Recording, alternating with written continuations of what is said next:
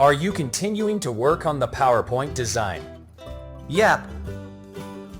I noticed that the font in your presentation is quite small.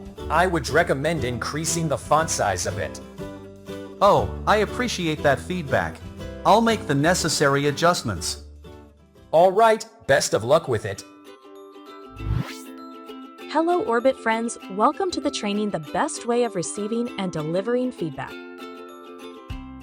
Comments made by colleagues depicted in the scene at the beginning are a type of feedback on your performance. This feedback is necessary to improve the quality of our work. Without feedback, we never know if what we're working on is right or not. Therefore, we have to learn the right ways for providing and receiving feedback so that both parties do not feel offended and can benefit. Feedback is a response or reaction given by someone to an action, behavior, or situation with the purpose of motivating, showing concern for something, as well as encouraging positive interactions to lead to improvements. In daily life, feedback is often encountered. For example, when you get comments when passing by friends, at meetings when you share your thoughts, and during performance appraisals at work. In communication practice, feedback can take the form of direct responses through conversation or nonverbal responses, such as hints and gestures. The feedback can be both constructive and destructive to the person who receives it. Positive feedback can please the recipient, while negative feedback can be unfavorable for those who get it. But the other side, negative feedback can turn into genuine criticism when the choice and arrangement of words are executed thoughtfully.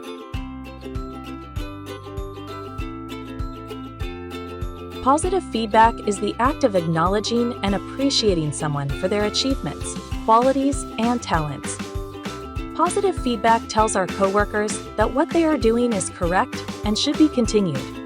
Here's an example of good feedback for a coworker who exceeds expectations. Mr. Artie, I believe it's important for us to appreciate Intan's outstanding achievement in not only completing her tasks excellently, but also doing so ahead of schedule. Intan's exceptional performance not only expedited our project's completion, but also afforded our team extra time to assist the sales team in their campaign material preparations. And here's an example of positive feedback to a coworker who successfully handled conflict professionally. Ryan, I'd want to convey my appreciation for your aid in settling the matter with the disgruntled client today. This issue was raised by the client 2 days ago. However, I was unable to address it at the time. Fortunately, your presence on our team proved invaluable. Handling conflicts with unhappy clients is no easy task, but you did it wonderfully. Your skill in settling disputes is something I greatly admire and want to learn from, as your actions today showed.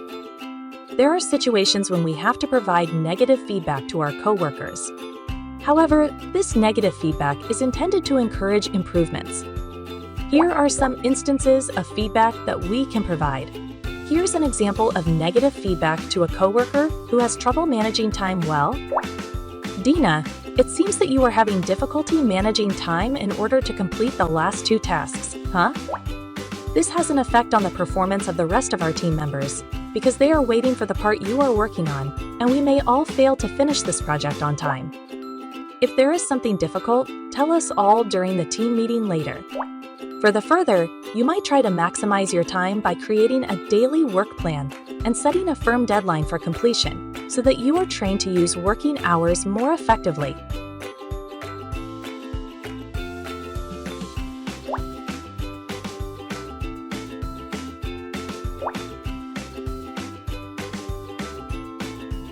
Here are some of the benefits we gain when we receive positive feedback.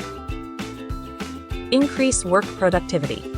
For example, when you have just finished presenting your work in front of many people, your boss and the other colleagues praise your ideas and state that they are worth realizing because the analysis included is also very in-depth.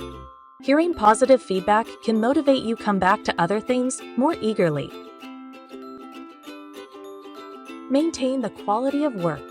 Receiving positive feedback encourages employees to keep up their performance. Establish a learning culture. If a person receives clear, complete, and detailed feedback, then he easily knows what to improve or work on in the future.